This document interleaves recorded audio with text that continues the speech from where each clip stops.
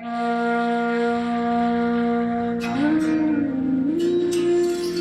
you have watched our video on breakfast buffet at Taj Vivanta, Ahmedabad. If you haven't, we would urge you to go and watch that video first before watching the inside details of the Taj kitchen. As a customer, when we go and dine out, we typically focus more on the food itself because it is the end product we are directly experiencing.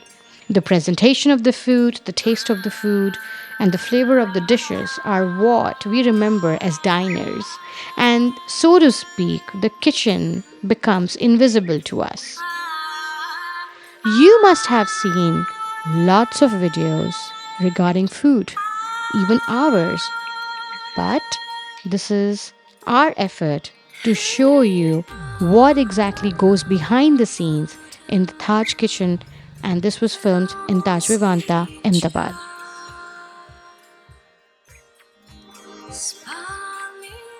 Restaurant kitchens are very crucial because they are the heart of the operation where the food is prepared, cooked, and plated.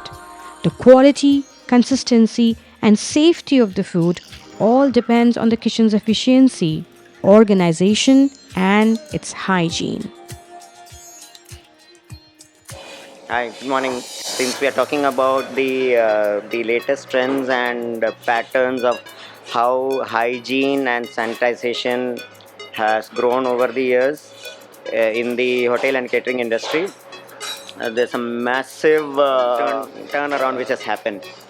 If you can, gone are those days, the ways you said, open drains and pest infested kitchens. Those were ages back. So now it's like the infrastructure itself. The first, whenever you build a hotel or a restaurant, the first prerequisite is to have there's a team which has a set of prerequisites. Even before you open a hotel, there are some set of licenses to be procured and the basic norms that has to be followed before you build a kitchen. From there it starts, having proper drainage, sewage lines, hot water lines, ventilation, the light levels, lux lighting levels. So every single thing has been listed down, and in India it has become more stringent and kind of what you say constitution has been formed, which is called FSSAI, the Food Safety Standards Authority of India. So they are into updating themselves every second. New policies are formed up every month, which are percolated to every hotel industries, to the bigger top managements, and then it comes down. Just for example, you'll see earlier we used to have probably some 7 to 8 allergens. Now we have 14 such allergens on the menu. So we spoke of allergens earlier. So we said we had some 7 to 8 allergens earlier. Now we have some 14 such allergens here. And latest additions are sulfites being found in some preserved foods, bottled foods, tinned items, lupin, celery, and many such allergens. And even seafood has been categorized into fish and the crustacean kind. So more detailed studies go in at every step. And then we also have the entire the journey which a food takes is called from the what do you say, from the right from the procurement to what is being plated, garnished, and served to the guest. So that's like from the grassroots level till the serving end. So every single thing is broken down, and then there are several. The documentation itself has become very stringent in the sense, right from the procurement, you're supposed to have supplier audits being done. Then they are evaluated monthly, on a fortnightly basis, etc. For your what do you say, at least for your perishables at least. And then at the receiving end, the specifications to be followed, then it flows into your kitchens where it is processed. You have storage systems, whether hot storages or cold storages, whether to be maintained, and those need to be calibrated as well.